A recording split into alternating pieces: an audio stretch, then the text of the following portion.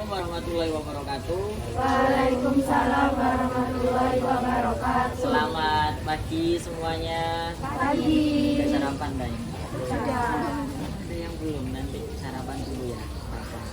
Oke, anak-anak kita melanjutkan yang kemarin ya. Jadi kemarin kita udah belajar tentang perubahan iklim sama upayanya. Nah ini saya ingin memperjelas sedikit tentang perubahan iklim. Jadi perubahan iklim itu awalnya itu dari aktivitas kita, kemudian nanti berefek dengan menimbulkan sebuah gas yang berefek pada gas rumah kaca. Nah, gas rumah kaca nanti terperangkap di atmosfer yang membuat suhu rata-rata di bumi itu meningkat sehingga nanti pemanasan global itu terjadi. Kalau itu berlanjut, maka perubahan iklim yang seperti sekarang ini yang kita rasakan. Kalian tahu Gunung Jayawijaya? Tahu. Di mana itu? Papua, Pak. Di Papua. Nah, puncak Gunung Jayawijaya itu ada esnya. Nah, kalau kalian lihat di Google Maps, ya, pilih yang navigasi itu bisa terlihat. Jadi di sana nanti es yang dulunya itu banyak, itu karena suhunya di bumi itu meningkat, maka es yang sekarang itu lambat laun itu semakin sedikit. Nah itu sama halnya seperti yang di kutub utara. Jadi memang saat ini suhu di bumi kita itu sangat panas sekali. Nah ini saya sudah membawa beberapa contoh ya, bahan-bahan. Di sini ada tuh. Nah ini sekarang saya bawa bahan-bahan yang ada di sekitar kita. Ini ada leri beras, kemudian ini ada sisa sayuran ya. Kemudian ini ada alat peraga motor sederhana. Nah, oke, kemudian saya ingin tanya ke kalian dari bahan-bahan yang saya bawa ini. Yang pertama ya, dari sisa sayuran itu kira-kira nih, sisa sayuran ini akan berdampak ke pemanasan global itu kenapa? Dalam hal apa? Siapa yang bisa menjelaskan? Ya, Pak. Oke, Sofan. Karena sisa tumpukan sampah sayur bisa menyebabkan gas metana, penyebab dari gas rumah kaca. Oke, bagus ya. Jadi poinnya adalah gas metana. Nah, gas metana itu salah satu gas efek rumah kaca penyebab pemanasan global. Ya. Oke. Yang kedua, kenapa listrik itu, kita kan pakai listrik sehari-hari ya. Nah, listrik itu ternyata bisa menimbulkan pemanasan global anak-anak. Itu kenapa? Kenapa? Satu. Karena pembakaran bahan bakar fosil menimbulkan gas karbon dioksida. Oke, bagus Safa. Jadi karena listrik tadi itu bisa menyebabkan pemanasan global karena bahan bakarnya listrik tadi dari fosil. Nah, fosilnya kan itu dibakar ya dari batu bara, itu pembakarannya itu bisa menyebabkan gas CO2 atau karbon dioksida. Nah, ini saya mau contoh motor sederhana. Ini bukan dari listrik anak-anak, tapi dari sel surya. Ini ada panel suryanya di atas, ini ada dua. Ini fungsinya untuk menangkap cahaya matahari, nanti disimpan dalam bentuk energi, diubah menjadi energi listrik. Ini kalau di tempat yang nggak ada sinar mataharinya, dia akan diam, nggak gerak. Tapi kalau ada sinar matahari kayak gini, nanti dia akan gerak sendiri. Nah, seperti itu. Ini adalah energi sel surya, jadi nggak pakai batu bara, nggak pakai bahan bakar fosil, sehingga tidak menimbulkan gas karbon dioksida. Oke, yang pertanyaan ketiga ini sama seperti pembakaran tadi. Di pengangkutan sisa-sisa sampah itu kan pakai truk-truk sampah ya. Itu kalau pakai truk sampah itu efeknya apa sih? Banyak kendaraan bermotor di sekitar kita itu nantinya seperti apa efeknya ke pemanasan global? Sekarang kendaraan truk-truk sampah itu yang membawa sisa-sisa sampah ya ke tempat pembuangan akhir, itu nanti efeknya apa ke pemanasan global itu? Oke, Nabila silakan. Karena bisa mengeluarkan gas karbon dioksida. Oke, bagus ya. Jadi karena bisa mengeluarkan gas karbon dioksida, sama seperti pembakaran tadi ya. Itu. Yang terakhir pertanyaannya, kita kan ada sisa sayuran ini nanti bisa diolah menjadi suatu hal seperti pupuk. Nah, pupuk itu bisa menumbuhkan tanaman. Sebenarnya kita banyak untuk menanam tanaman itu fungsinya apa sih sebenarnya? Ada yang tahu? Karena bisa menyerap karbon dioksida dan bisa membasahi atmosfer dengan uap airnya.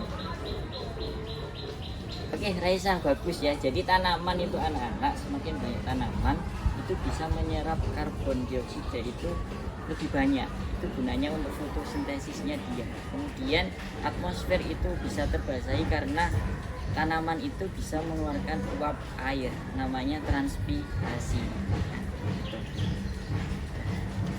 Oke, bagus anak-anak. Kemarin kita udah menuliskan beberapa upaya untuk mencegah dampak perubahan iklim ya. Nah, di sini saya kasih contoh, salah satunya kita membuat pupuk kompos dari keranjang Takakura. Ini namanya keranjang Takakura yang di dalamnya diisi dengan pupuk kompos. Nah, nanti cara membuatnya, pupuk kompos yang sudah jadi ini, nah seperti yang di dalam ini. Nah, itu nanti diisi sama potongan sayur itu. Jadi sayurnya nanti dipotong-potong, dimasukkan sini, kemudian nanti dikasih dengan air leri beras ini supaya cepat terurainya ya. Nanti diaduk, kemudian ditutup seperti awal tadi. Nah, ini nanti kalian kerja berkelompok seperti kemarin.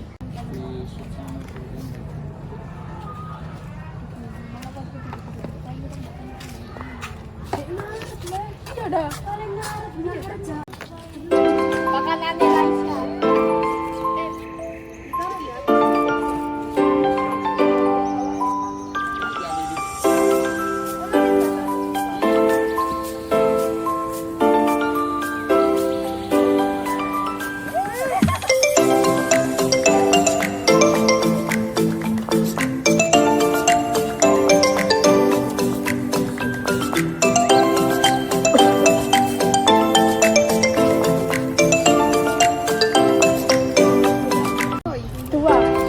Satu aja dulu.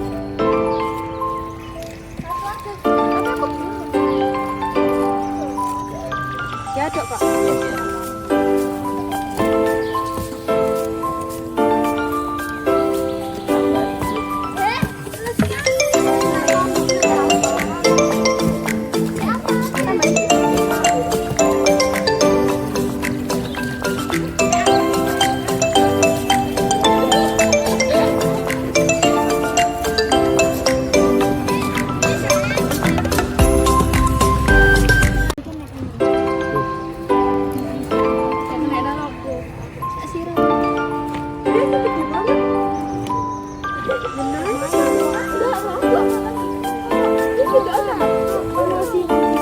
Udah selesai, ditutup ya. Terus diolah ke taruh tempat yang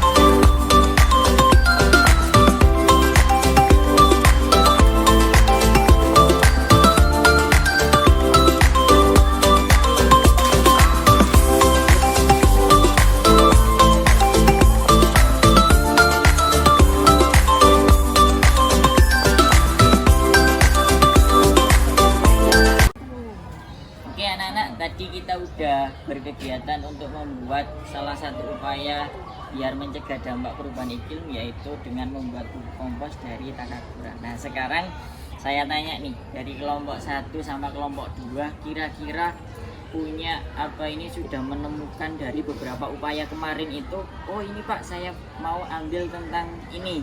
Nah, coba kelompok 1 tentang apa?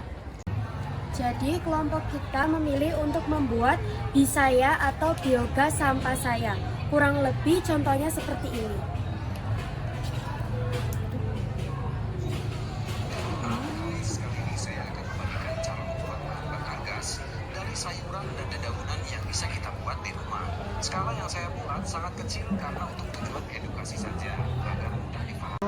Oke, kelompok 1 bagus sekali. Produknya bisa ya biogas sampah saya. Oke, tadi ada contohnya. Sekarang ke kelompok 2.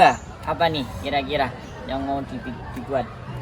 Jadi dari kelompok 2 ini kami kemarin kan merencanakan upaya yaitu dengan membuat pupuk cair. Nah, pupuk cair ini dari sisa saya, yaitu olahan sampah sisa saya dari sampah sayuran tadi yang sudah difermentasi juga dengan air dari beras. Nah, nanti jadinya kalau sudah jadi pupuk cairnya seperti ini contohnya.